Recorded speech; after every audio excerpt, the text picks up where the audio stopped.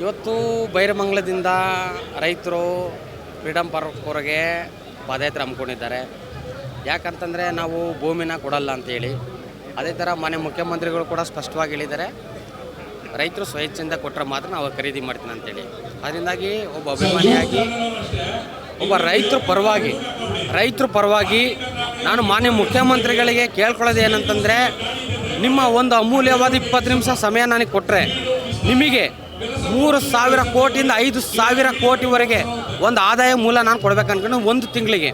ಇದರಲ್ಲಿ 60,000 ನಿರುದ್ಯೋಗಿಗಳಿಗೆ ಉದ್ಯೋಗ ಸಿಗುತ್ತೆ. ಇದರಲ್ಲಿ ಯಾವುದೇ ಥರ ₹1 ಇನ್ವೆಸ್ಟ್ಮೆಂಟ್, ಕಂಪ್ಲೀಟ್ಲಿ ಜೀರೋ ಇನ್ವೆಸ್ಟ್ಮೆಂಟು.